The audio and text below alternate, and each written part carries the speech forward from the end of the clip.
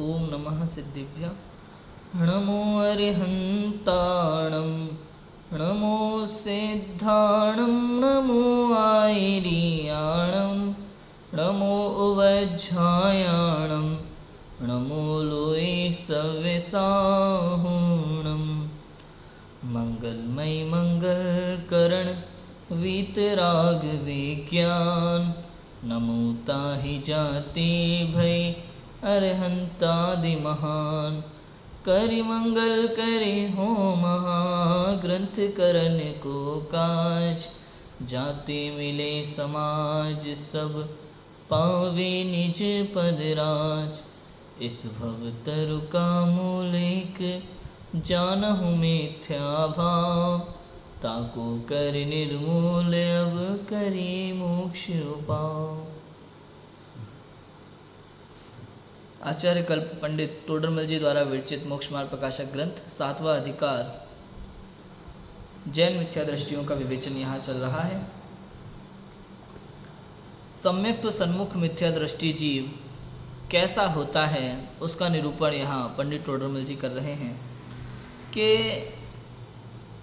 जिस जीव की दिशा सम्यक हो गई है लेकिन अभी सम्यक दर्शन नहीं हुआ है, उस जीव के परिणाम किस प्रकार के होते होंगे, वो जीव कैसा होता होगा, उस जीव का विचार कैसा होता होगा, या एक तरीके से देख सकते हैं कि सम्यक दर्शन की प्रोसेस क्या है। इसको आप दूसरी तरीके से ये देखो कि सम्यक दर्शन की प्रोसेस क्या है। सम्यक तो सन्मुख मिथ्या दृष्टि का प्रकरण इस रूप में देखेंगे तो हमें ऐसा लगेगा कि भाई कोई सम्यक तो सन्मुख मिथ्या दृष्टि जीव है संसार में जिसके बारे में यहाँ लिखा है, इससे अपना कोई लेना देना नहीं है, समझ में आया, उसकी चर्चा चल रही है। अगर आप इस रूप में देखोगे तो यही समझेंगे, लेकिन आप इसको इस रूप में देखो कि ये जो सम्यक सन्मुख मिथ्या दृष्टि जीव है ये क्या सोचता है, क्या विचारता है, क्या करता है, क्योंकि जिनवाणी कह रही है कि ये सही दिशा में है, ये सम्यक दर्शन करने वाला है। मतलब सम्यक दर्शन की सही प्रोसेस अगर आपको समझनी है तो यहाँ से समझो। जैसे मान लो कोई व्यक्ति किसी परीक्षा में पढ़ रहा है या किसी क्लास में पढ़ रहा है और उसको हर सब्जेक्ट में अच्छे नंबर मिल रहे हैं, समझ में, तो हम उसे फॉलो करते हैं। भले अभी उसने टॉप नहीं किया है, उसने परीक्षा पास नहीं की है, लेकिन इतना समझ में आ रहा है कि इसको हर सब्जेक्ट में अच्छे नंबर मिल रहे हैं, तो इसका मतलब हमें इससे समझ लेना चाहिए, इससे सीख लेना चाहिए आखिर ये क्या करता है, कैसे पढ़ता है, कैसे समझता है। क्यों? क्योंकि टीचर इसी की तारीफ कर रहे हैं बार बार। ऐसे ही यदि आपको सम्यक दर्शन चाहिए तो फिर जो सम्यक दर्शन के बहुत करीब तक पहुंच चुका है, सम्यक तो सन्मुख मिथ्या दृष्टि है, उसका जीवन कैसा होता है, वो क्या कर रहा है, क्या सोच रहा है, उसको देख करके हम सम्यक दर्शन कर सकते हैं। तो हमने एक बहुत सारी चीज़ें जो यहाँ पे पहले बताई थी वो सब देख लिए कि क्या क्या सम्यक दर्शन के लिए आवश्यक है, कि कषाय की मंदता, मोह की मंदता, ज्ञानावर्णादि का क्षयोपशम, कि तत्व विचार की शक्ति हो और तत्व विचार में उद्यमी हो। जब मोह मंद हो तो तत्व विचार में उद्यमी हो, इतना सब हमारे पास है, ठीक है। और क्या क्या है कि देवसाज गुरु का समागम है, सच्चे उपदेश का लाभ हमारे पास उपलब्ध है, इतना चाहिए, वो तो हमारे पास है। इतना जिन चीज़ों के पास नहीं हो उनकी बात नहीं है, क्योंकि फिर तो बहुत मुश्किल काम है। जो जिनको जैन कुल नहीं मिला, सच्चे देवसाज गुरु का समागम नहीं मिला, उनके लिए अभी मोक्ष मार्ग दूर है। ऐसा नहीं है कि उनको नहीं होगा, हो सकता है, लेकिन वो अभी दूर है। मैं क्यों? क्योंकि जिसके पास पैसे हाथ में हैं उसके लिए वस्तु खरीदना आसान है और कमा करके खरीदना मुश्किल है, उस अपेक्षा से समझना। पर मैं उनको मिलेगा, समागम मिलेगा, काम होगा, वो अलग बात है, लेकिन आपके पास तो समागम है, सच्चे उपदेश का लाभ है। तो अब क्या चाहिए कि देवशास गुरु का स्वरूप, 7 तत्वों का स्वरूप, स्वपर का स्वरूप, निर्णय और अपने लिए हित अहित भावों का निर्णय कर लेना उचित है। कैसे करोगे? कि पहले तो लक्षण से जान लो, नाम और लक्षण। नाम और लक्षण ये दोनों आप शास्त्रों से समझ सकते हैं, समझ में आया। शास्त्र में जैसे जैसे नाम आ गए कि देवशास गुरु ऐसे होते हैं, देव के नाम आ गए, जिनेंद्र है, जिन है। अब पूछने लग जाए भाई जिन क्यों, हम कुछ और कहें तो तुम्हारी इच्छा है, नाम तो ये है, जिनेंद्र देव क्यों कहते हैं, जिन क्यों कहते हैं, अरहंत क्यों कहते हैं, सिद्ध क्यों कहते हैं, आचार्य उपाध्याय साधु, ये सब नाम क्यों हैं, इसके पीछे अपने अपने कारण शास्त्रों में डेफिनेशन सहित लिखे हुए हैं और हमें वैसा ही स्वीकार कर लेना उचित है। समझ में आया? अब इसके बाद में देवशास्त्र गुरु के बाद आती है बात 7 तत्वों की। समझ में आया? जीव अजीव आश्रव बंध संवर निर्जरा मोक्ष, ये 7 तत्वों के नाम हैं। अगर इनमें आश्रव और बंध के भेद पुण्य पाप मिला दिए जाएं तो 9 पदार्थ बन जाते हैं। नाम याद कर लो, डेफिनेशन याद कर लो, रट लिया। इसके बाद में करनी है परीक्षा। समझ में आया?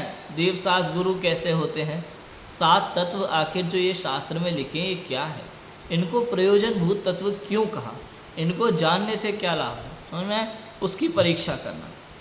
अब यहाँ क्या कहते हैं देखो, बहुत विचार पूर्वक पढ़ने की बात है कि सबसे पहले तो परीक्षा करने में अपना विवेक चाहिए। परीक्षा ऐसे नहीं होगी, इन्होंने कह दिया उन्होंने कह दिया और हमने पढ़ लिया, इससे काम नहीं चलेगा। परीक्षा के लिए केवल स्वयं की बुद्धि चाहिए और किसी की नहीं। समझ में आया? आपको संसार में कई तरह के उपदेश मिलेंगे एक ही बात को लेकर के। समझ में आया? एक ही बात को लेकर के संसार में अलग अलग गुरु अलग अलग तरह का उपदेश देते हुए दिखाई देंगे। लेकिन आपको क्या करना है, आपको परीक्षा पूर्वक ही स्वीकार करना है, नहीं तो नहीं। मैं तो हमेशा सबसे ये बात भी कहता हूँ कि भाई मैं कह रहा हूँ इसलिए मत मानो। और केवल मैं ही नहीं, हमारे कोटा महाविद्यालय में हमारे गुरुजी भी यही कहते थे, पंडित टोडरमल स्मारक ट्रस्ट में दादा भी यही कहते थे, और जितने भी विद्वान हैं स्मारक से निकले हुए, कोटा से निकले हुए, सभी विद्वान एक ही बात कहते हैं, क्या कि भाई हम जो पढ़ा रहे हैं आप हमारी बात मत मानो। हम जो कह रहे हैं वो शास्त्र में से पढ़ के कह रहे हैं, तुम्हारे सामने शास्त्र है, प्राकृत है, संस्कृत है, प्राचीन आचार्यों की बात है, स्वयं पढ़ो, स्वयं अपनी बुद्धि से समझो, बार बार अपने विवेक का प्रयोग करो और स्वयं निर्णय करो। एक शास्त्र से बात समझ में नहीं आती तो अनेक शास्त्र हैं उनमें मिला लो। समझ में? सब मुनिराजों ने एक ही तरह की बात लिखी है, बस कथन करने की पद्धति अलग अलग है सबकी। समझ में? तो आप तो स्वयं पढ़ो, स्वयं समझो, अनेक शास्त्रों में पढ़ो, मिला लो, अपनी बुद्धि का प्रयोग करो, और जब तुम्हें लगे कि हाँ यही सही है तब स्वीकार कर लो। हमारे कहने से स्वीकार मत करो, किसी के भी कहने मात्र से स्वीकार मत करो। और आचार्य कुंद भी 5वीं गाथा में समय सार में यही लिखते हैं, जदिदाएज पमाणम चुक्केच छलम न घेतवम। मैं इस आत्मा को दिखाऊंगा, और यदि मैं जब आत्मा आपको दिखाऊं तो और अगर कहीं चूक जाऊं तो छल ग्रहण मत करना, मैं प्रमाण करके स्वीकार करना। यहाँ जो आचार्य ने लिखा ना, दिखाने में चूक जाऊं छल ग्रहण मत करना, तो ये मत समझ लेना आचार्य कह रहे हैं मुझसे गलती हो जाएगी दिखाने में, मैं कुछ गलत भी निरूपण कर सकता हूँ।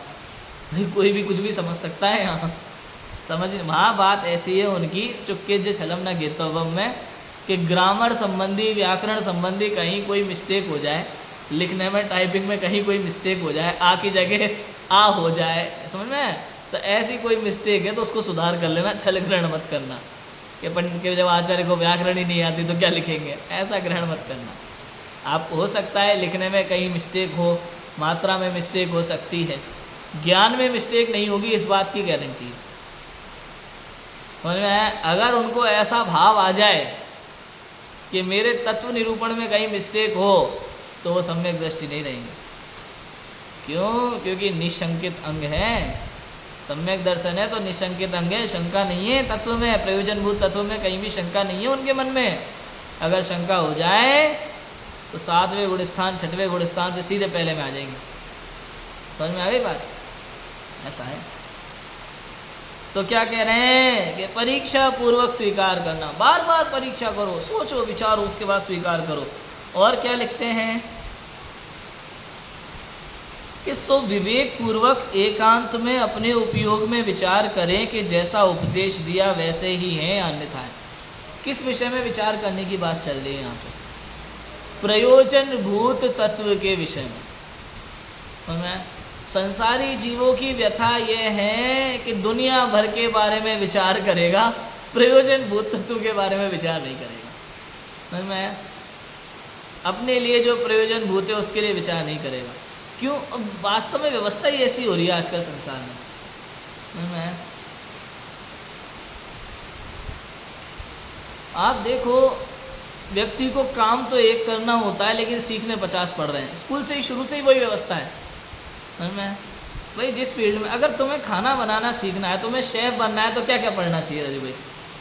कि फिजिक्स, केमिस्ट्री, मैथमेटिक्स, हाँ क्या क्या पढ़ना चाहिए? अगर आपको बीकॉम की किताबें पढ़ लेना चाहिए, इतिहास, हिस्ट्री थोड़ी जानकारी होना चाहिए?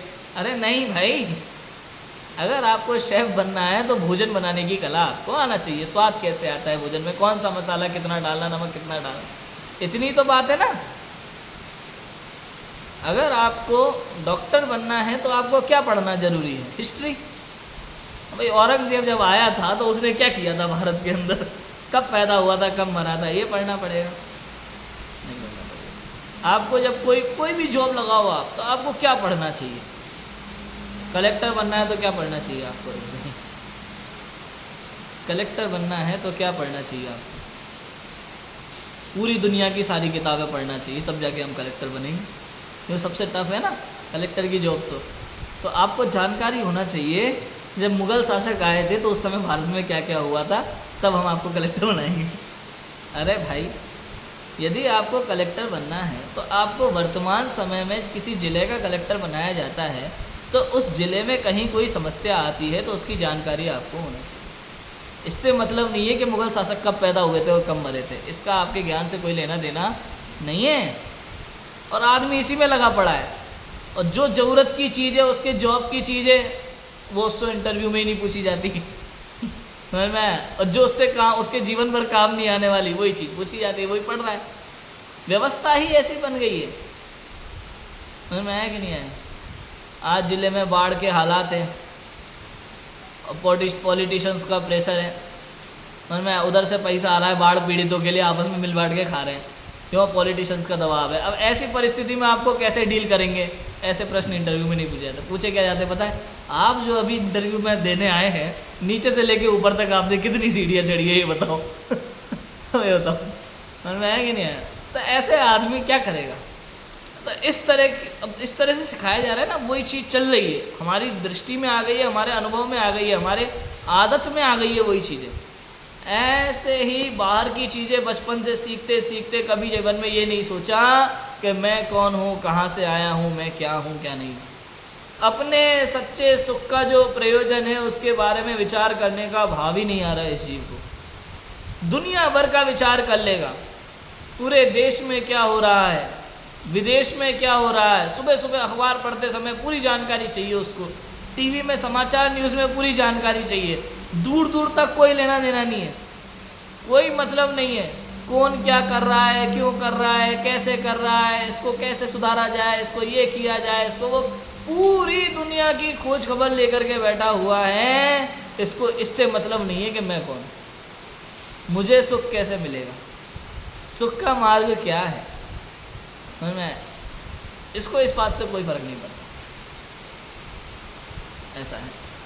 और जब तुझे सुख, तेरे ही सुख से कोई फर्क नहीं पड़ता, जब तुझे इस बारे में विचार करना ही अच्छा नहीं लगता, तो तुझे सुख मिलेगा कैसे?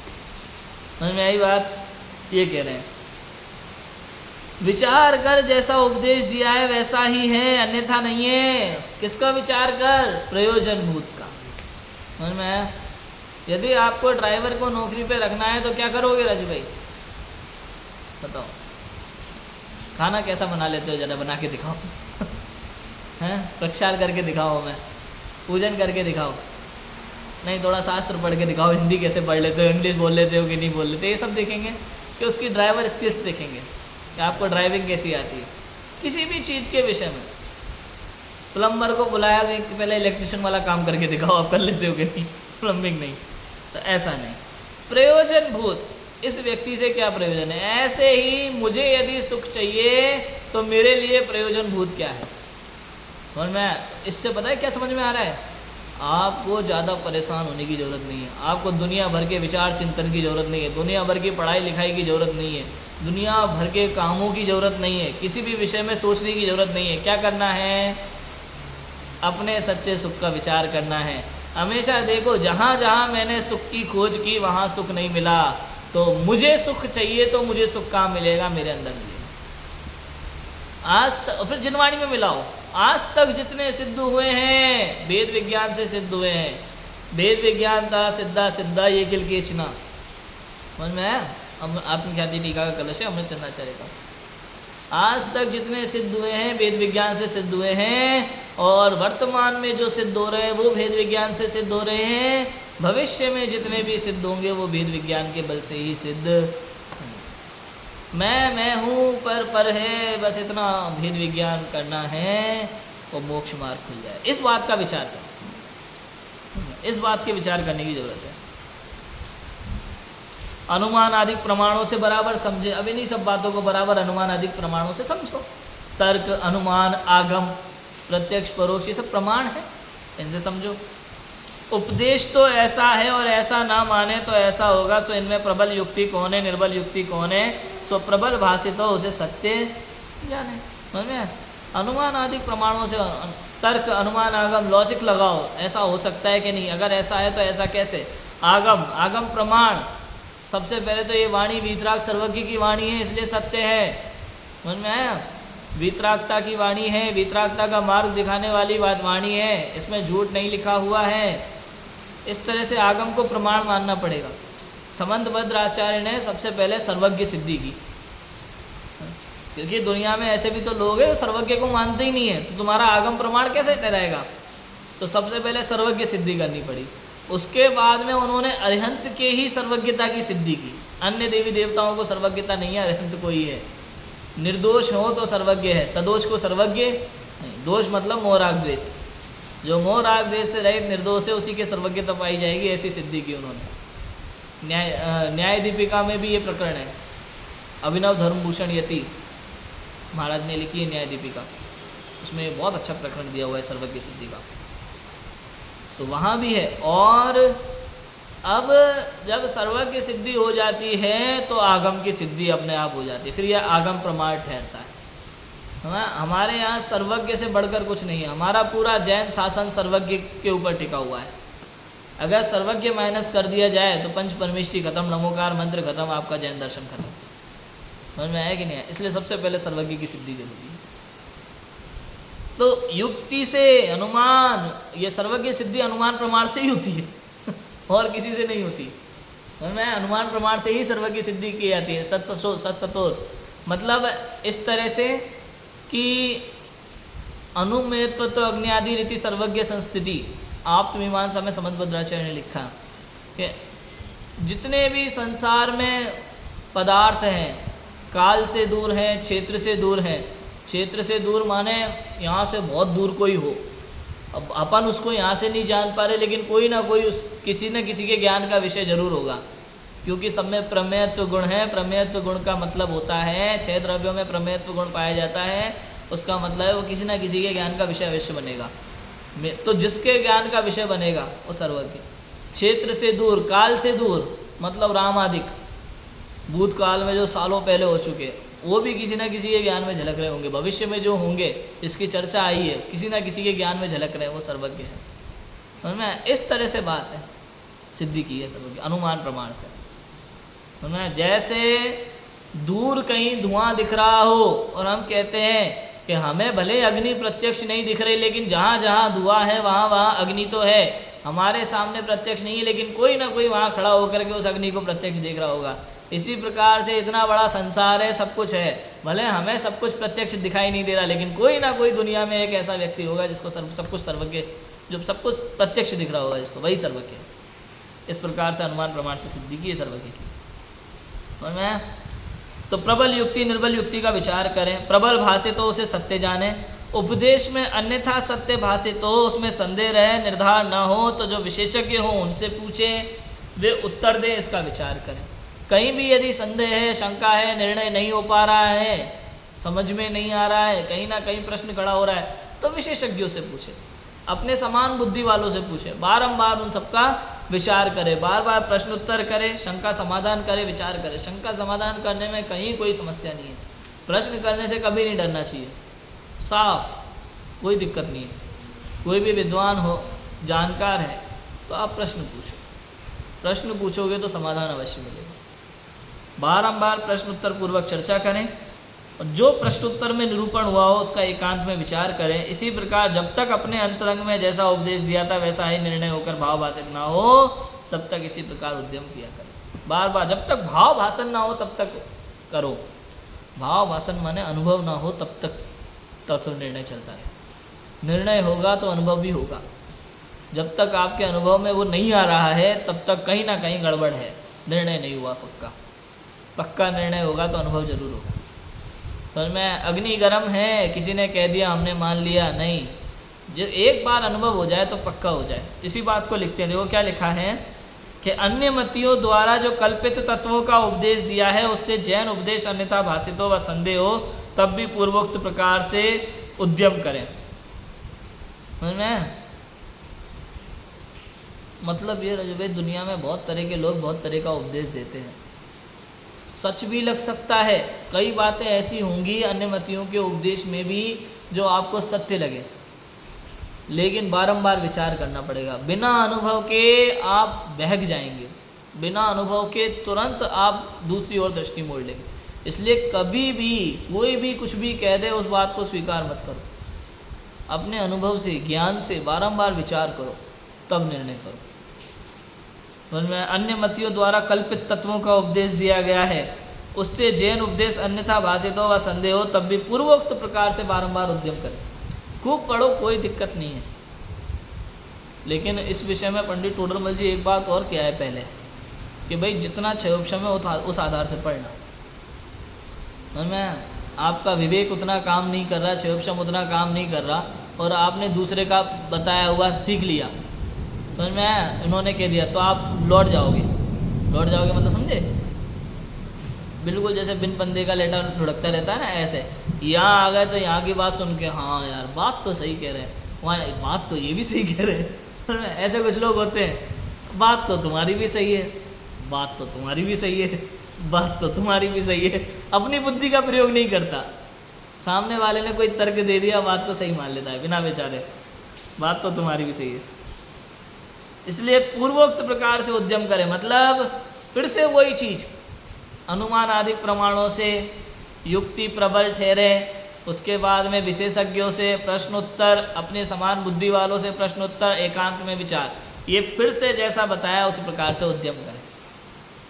जितना अपन ने सीखा समझा जैन शास्त्रों से, अन्य शास्त्र से कहीं विरुद्ध भाषित हो रहा हो तो फिर से विचार कर बार बार, कहीं ना कहीं कुछ गड़बड़ है तेरे चिंतन में, विचार में। ऐसा उद्यम करने पर जैसा जिनदेव का उपदेश है वैसा ही सत्य है, मुझे भी इस प्रकार भाषित होता है, ऐसा निर्णय होता है, क्योंकि जिनदेव अन्यथावादी, जिनेंद्र देव अन्यथावादी नहीं है। कैसे नहीं है वो मैं सब पहले बता चुका, समझ में? तो ऐसा उद्यम करने पर जिनदेव का जैसा उपदेश है वैसा ही सत्य है। यदि वो वीतराग सर्वज्ञ हैं तो 100% ये बात सच्ची है। और जहाँ आपको ऐसा लगे कि नहीं ये बात जैन शास्त्रों से मिलती जुलती नहीं है, किसी ने डाल दिए, ये बात अलग सी लग रही है, अलग ही हाईलाइट हो जाएगी स्वाध्यायी जीव को। जैन शास्त्र में भी कोई बात जो जैन शास्त्रों के विरुद्ध अलग ही हाईलाइट हो जाएगी, तो समझ जाना ये मिलाई गई है, ये किसी का काम है, किसी की कार्यस्थानी है, तो उस पर श्रद्धा नहीं करना। क्यों? क्योंकि ऐसा होता नहीं है। जिनदेव अन्यथावादी नहीं है, जिन शास्त्र पर भरोसा होना चाहिए। यहाँ कोई कहे कि जिनदेव यदि अन्यथावादी नहीं है तो जैसा उनका उपदेश है वैसा ही श्रद्धान कर लें, परीक्षा किस लिए करें? समझ में आया कि नहीं आया? क्योंकि यहाँ गड़बड़ हो जाएगी। क्यों? क्योंकि भैया जब तक परीक्षा नहीं हो तब तक अनुभव नहीं हो सकता। समझ में आया? परीक्षा बिना अनुभव नहीं होता, अनुभव बहुत ज़रूरी है, पूरी जानकारी बहुत ज़रूरी है। भाई संतरा खरीदने जाना है तो पहले पहचानना पड़ेगा कि नहीं पहचानना पड़ेगा संतरा कैसा है, तो उसके लिए पहले जानकारी लेनी पड़ेगी, भाई होता कैसा है, नींबू जैसा होता है, नींबू ले आया तो गड़बड़ हो जाएगी। इसलिए पूरी सही परीक्षा, बारंबार विचार करो। हो सकता है पहले भेजा नींबू ले आया, नींबू के बाद मौसम्बी ले आया, क्यों? मिलते जुलते हैं ना, तो इसलिए संतरे के सही लक्षण पता होना बहुत ज़रूरी है। वरना कुछ का कुछ ले आएगा मार्केट से। ऐसे लिख रहे समाधान देखो, परीक्षा किए बिना ये तो मानना हो सकता है कि जिन देव ने ऐसा कहा है सो सत्य है, परंतु उनका भाव अपने को भाषित नहीं होगा, तथा भाव भाषित हुए बिना निर्मल श्रद्धान नहीं होता, क्योंकि जिसकी किसी के वचन ही से प्रतीति की जाए उसकी अन्य वचन से अन्यथा प्रतीति भी हो जाए, इसलिए शक्ति अपेक्षा वचन से की गई प्रतीति अप्रतीतिवत है, तथा जिसका भाव भाषित हुआ हो उसे अनेक प्रकार से भी अन्यथा नहीं मानता, इसलिए भाव भाषित होने पर भी जो प्रतीति होती है वही सच्ची प्रतीति है।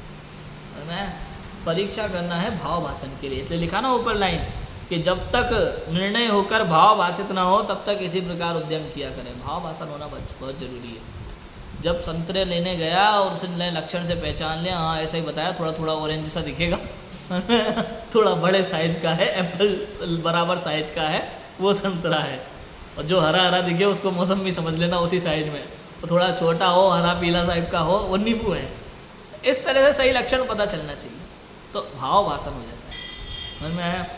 उसके बाद फिर टेस्ट करा के दे दो, देख भाई टेस्ट में ऐसा लगता है। तो अब दुनिया में कोई भी किसी और चीज़ को एप्पल दिखा के कहे नहीं ये भी संतरा ही है, सवाल ही नहीं है भाई साहब, इसमें बीज होते हैं ये वाले छोटे छोटे नींबू जैसे, ये संतरा है। तो अनुभव, परीक्षा किए बिना ये तो मानना हो सकता है कि जिन देव ने ऐसा कहा है सो सत्य है, परंतु उनका भाव अपने को भाषित नहीं होगा, तथा भाव भाषित हुए बिना निर्मल श्रद्धान नहीं होता। भाव भाषित हुए बिना निर्मल श्रद्धान नहीं होता। निर्मल श्रद्धान नहीं होता का मतलब, आज तुझे कि जिन देव ने कहा, आज तूने शास्त्र में पढ़ के, जैन शास्त्र में पढ़ के ऐसा मान लिया, तो कल दूसरे शास्त्र में पढ़ के तू कुछ और भी मान लेगा। आज किसी जैन गुरु की बात सुन के मात्र तूने वैसी श्रद्धा की है, कल किसी और ने कुछ और कह दिया तो वैसे भी मानना शुरू कर दे। क्यों? क्योंकि सुनी सुनाई बातों पे विश्वास कर रहा है तू, और जैन धर्म सुनी सुनाई बातों पे नहीं चलता, निर्णय पे चलता है, अनुभव पे चलता है। तर्क अनुमान आगम आदि प्रमाणों से सिद्ध करके उसका अनुभव होना चाहिए तुम्हारे पास। तर्क अनुमान आगम आदि प्रमाण भी तब लगेंगे जब अनुभव होगा। अनुभव से पहले उसको समझने के लिए लगेंगे, अनुभव के बाद समझाने के लिए लगेंगे। समझ में आया? अपने खुद के हो जाते हैं फिर वो प्रमाण आदि।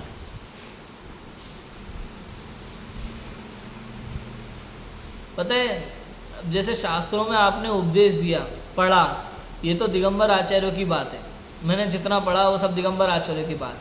अगर आपको वैसा का वैसा पढ़ा दिया तो वो दिगंबर आचार्य की बात, उसमें मेरा कुछ नहीं। लेकिन जब हम अपना स्वयं का चिंतन कर लेते हैं, जब हमें समझ में आ जाता है, नए उदाहरण लग जाते हैं, क्लियर हो जाता है विषय, उसको कहते हैं अपना ज्ञान, अपना निज वैभव। वैसे तो निज वैभव आत्मानुभव को ही कहते हैं, आत्मज्ञान को ही कहते हैं, लेकिन जब आपको कोई बात समझ में आ गई और आप अपने तरीके से उसे समझाना सीख गए तो वो निज वैभव कहलाता है, व्यवहार से अपना खुद का। समझ में आया बात? जैसे आपने देखा होगा ये जो इंटीरियर डिज़ाइनिंग वगैरह के कोर्स करते हैं ना, पढ़ाया टीचर ने, सब पढ़ाया वो अलग चीज़, लेकिन टीचर ने जैसा बताया वैसा का वैसा डिज़ाइन तो वो करते नहीं है, खुद की बुद्धि से अपना कुछ नया करते हैं, उसको कहते हैं उनका निज वैभव, अपनी कला, अपनी बुद्धि। ऐड जो बनाते हैं ना, टीवी वाले ऐड बनाते हैं, उसमें जो ऐड जो उसको बनाता है, शॉर्ट फिल्म तैयार करता है, उसके लिए विचार तैयार करता है, उसे कहते हैं अपना निज वैभव, अपनी बुद्धि। ऐसे यहाँ भी लगती है वो सब चीज़। परीक्षा किए बिना ये तो मानना हो सकता है जिन देव ने कहा सो सत्य है, परंतु अपने को भाव भाषित नहीं होगा, और भाव भाषित हुए बिना निर्मल श्रद्धा नहीं होता, क्योंकि जिसकी किसी के वचन ही से प्रतीति की जाए उसकी अन्य वचन से अन्यथा प्रतीति भी हो जाती है। आप YouTube पे देखो, आज दुनिया भर के वीडियोस चलते हैं, समझ में आया? गैस के लिए ये वाला खाना खाओ, ये वाला मत खाओ इसको ऐसे ठीक कर लो, वैसे ठीक कर लो। एक वीडियो में एक व्यक्ति कुछ बताता है, वैसा मानना शुरू कर देता है, कल दूसरे दिन जब YouTube पे देखी तो अरे ऐसा करना ही नहीं है, तो कुछ और ही बता रहे हैं गड़बड़ हो जाती है। वचन ही से प्रतीति करने में बड़ी समस्या है। कुछ लोग ऐसा बोलते हैं ना अखबार में पढ़ करके, मान लो एक कपिल शर्मा शो आता है ना, उसमें जॉन इब्राहिम ने कही कि भाई दुनिया ऐसा मानती है कि बॉडी बनानी है, बॉडी बिल्डिंग चाहिए तो मांस खाना ज़रूरी है, लेकिन जॉन इब्राहिम ने कहा ये बात बिल्कुल गलत है, उसके लिए मांस की कोई ज़रूरत नहीं है। हरी सब्जियों में बहुत अच्छा पौष्टिक विटामिन मिलते हैं, आपको बिल्कुल ज़रूरत नहीं है आपको नॉनवेज खाना पड़े या अंडा खाना पड़े, बिल्कुल नहीं। आपका शरीर वैसे ही स्वस्थ है, आप अच्छी बॉडी बना सकते हो, बॉडी बिल्डिंग कर सकते हो बिना मांस खाए, बिना अंडा खाए। लोग को भरोसा हो जाता है, दुनिया को भरोसा हो रहा है जॉन इब्राहिम की बात पे। यहाँ जिनवाणी बार बार कह रही है, गुरुजी समझा रहे हैं, उस पर कोई भरोसा नहीं है। समझ में? आज जॉन इब्राहिम की बात सुनकर के यदि आपको इस बात पे भरोसा है, तो कल दूसरा हीरो आके दूसरी बात कह जाएगा अपने तर्क के अनुसार, तो आप उस पर भी भरोसा कर लेंगे। तो इससे समझ में आता है ये बिन बहने के लोटे, इनको किसी से कोई मतलब नहीं है, जिसने जो कह दिया ये मान लेते हैं। तो वचन ही से प्रतीति मिथ्या प्रतीति होती है। क्लियर है? ऐसा है। तथा जिसका भाव भाषित हुआ हो उसे अनेक प्रकार से भी अन्यथा नहीं मानता, इसलिए भाव भाषित होने पर जो प्रतीति होती है वही सच्ची प्रतीति है। मैं भाव भाषित हुआ हो अनेक प्रकार बताने पर भी अन्यथा, अरे बहुत बड़ी बात है। तो मैं आपको वही छोटा बच्चा वाला उदाहरण दिया था ना मैंने बहुत पहले आत्मानुशासन के समय पे। एक छोटा सा बच्चा, लाइट चली जाती है कमरे में, आपने मोमबत्ती जला के रख दी, वो बार बार उसको पकड़ने के लिए भागता है, लाइट को देख करके, मोमबत्ती की अग्नि को पकड़ के बार बार उसको रोकते हैं, समझ में? बार बार रोकते हैं, और रुकता नहीं है। जैसे ही आपकी नज़र हटी वो भागता है। तो एक बार जरा सा आप छोड़ दो उसे, कर ले बेटा, और एक बार छू लेगा मोमबत्ती को, जब हाथ जल जाएगा उसका, उसके बाद दोबारा आप कभी मोमबत्ती जला के रखना। आप खुद उस बच्चे को बोलना, बेटा अग्नि ठंडी होती है, कोई दिक्कत नहीं, पानी की तरह एकदम बढ़िया है, ठंडी, जैसे पानी में गिरता ना वैसे ऐसे देखेगा बच्चा, पागल समझ रखा है मुझे, अभी उसको अनुभव है। अब देखो उसने कोई पढ़ाई नहीं की, गर्म है ठंडा है, गर्म और ठंडे शब्द से भी रहे थे, और मैं जैसे तिन्यंच गति का जीव आत्मा शब्द नहीं जानता हो फिर भी आत्मा का अनुभव करके उसमें सुखे ये समझ लेता है। ऐसे ही जैसे छोटा बच्चा है, छोटा बच्चा अग्नि नाम नहीं जाने, ठंडा नाम नहीं जाने, गर्म नाम नहीं जाने, जला हुआ नहीं जाने, कुछ नहीं समझे, लेकिन जब उसने एक बार अग्नि को छू के देख लिया तो उसे समझ में आ गया ये क्या है। समझ में है? अब दोबारा आप उसको जबरदस्ती आप उसके पास बिठा लोगे तो वो दूर भागेगा वहां से। वस्तु स्वरूप का ज्ञान हो गया ना, इसको कहते हैं अनुभव। जब भाव भाषण होता है तो अनेक प्रकार से अन्यथा नहीं मानता, उसके बाद तो इकट्ठे कर लो सब मिलके एक ही बात का, बेटा जा, सवाल ही नहीं है नहीं जाना। ऐसा ये अनुभव है, ये अनुभव का महात्म्य है।